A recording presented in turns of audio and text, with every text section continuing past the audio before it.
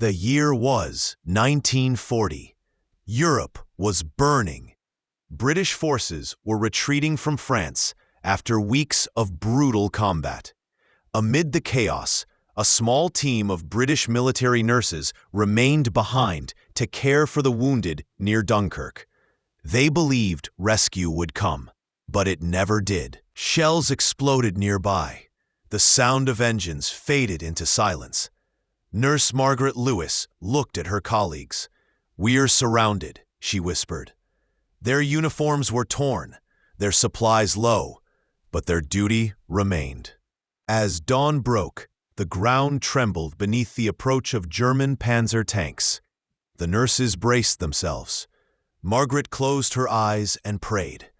The door burst open. Armed German soldiers entered, shouting in their language. Instead of cruelty, there was confusion. One young German medic pointed at the wounded British soldiers and said, "They need help." Within minutes, German and British medics worked side by side. The British nurses were stunned. These were supposed to be enemies, yet the Germans shared their bandages and water. By evening, the nurses were officially captured. The German commander, Major Reinhardt, addressed them. "You are nurses." They were taken to a temporary medical camp.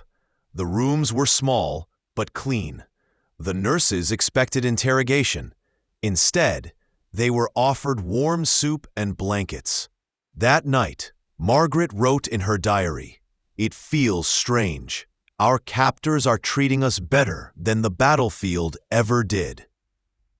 Over the next days, they assisted German doctors in treating both Allied and Axis soldiers. Compassion replaced hostility. One German soldier, Trust 18, cried as a British nurse tended to his wounds. "My brother fights on the Eastern Front," he whispered. "He's just a boy too." Margaret felt her hatred begin to dissolve. War had faces now. Young, frightened faces on both sides. The nurses were surprised when they were allowed to write letters home. "We are safe," Margaret wrote, "even in enemy hands." Christmas came early that year in the camp. The Germans shared their rationed bread and sang carols softly. For a few hours, the war outside vanished.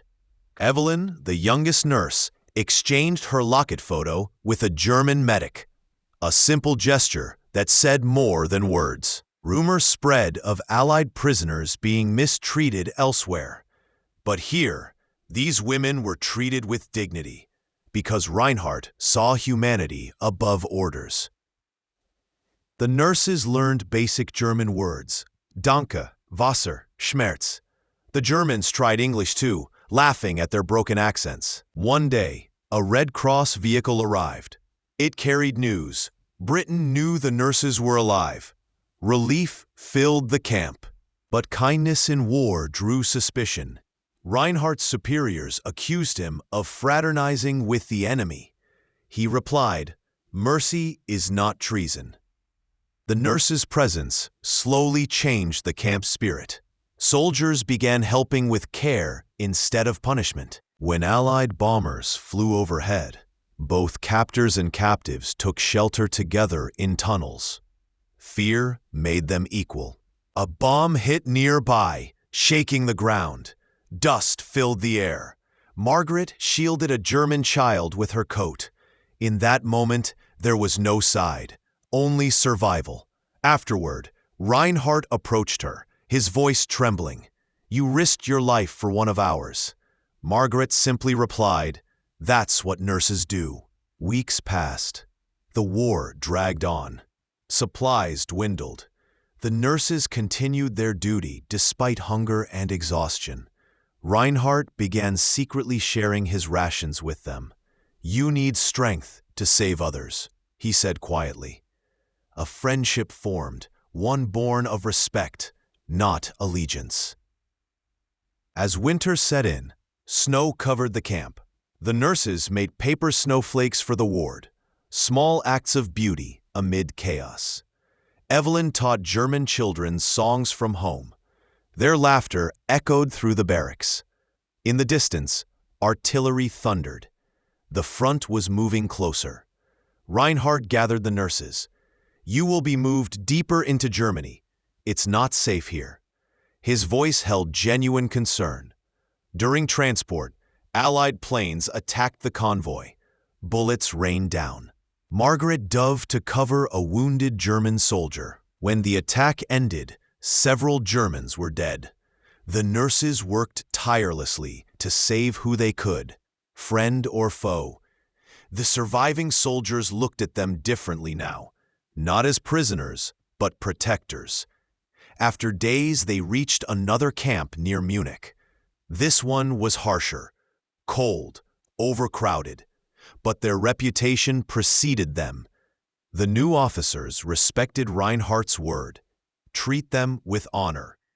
The nurses once again turned the bleak camp into a functioning hospital. They organized medicine, created schedules, and saved dozens.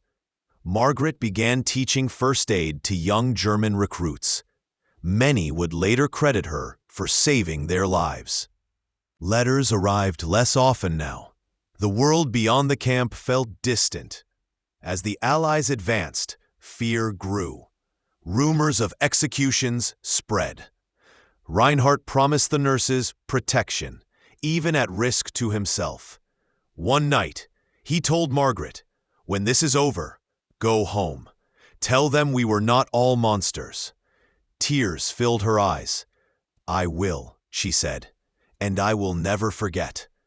By April 1945, the German lines collapsed. The camp awaited liberation, but Reinhardt was wounded in a skirmish protecting the nurses.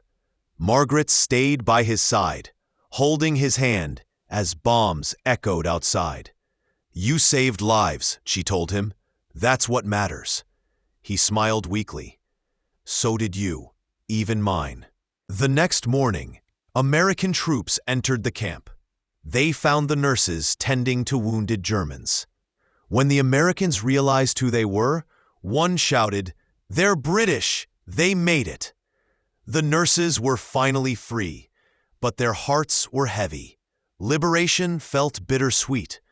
Reinhardt, gravely injured, saluted Margaret as he was taken away by medics. "Go," he whispered. "You have more to heal." Days later, the nurses crossed into Allied territory. Reporters called them heroes. But Margaret only said, "We were just doing our duty." Back in London, their story spread quietly. Few could believe German kindness had existed in such a war. Years passed. Life moved on. Margaret became an instructor, teaching young nurses about ethics, courage, and compassion. She often told her students, "In war, the hardest battle is to remain human." In 1953, she received a letter from Germany. It was from Reinhardt's daughter. "My father spoke of you often," it read. "He said you reminded him that mercy is stronger than hate." Margaret wept as she read it. She took out her old diary, the one she had written in during captivity. Inside was a dried flower pressed between pages, a gift from a German nurse years ago. It still held its color. She realized then that kindness never fades. It simply waits to be remembered. As the years passed, she dedicated her life to peace and medical relief missions, believing that healing crosses all borders. In her final lecture, she told her students, "The uniform doesn't define the enemy, the heart does." When she passed away in 1972, her diary was found beside her bed, opened to the last page. It read, "We entered as prisoners, we left as humans, and I will never forget the compassion of those who were called our enemies." In the darkest corners of war, compassion still flickers like a candle. The story of the British nurses reminds us, even in times of hate, humanity survives. The dot.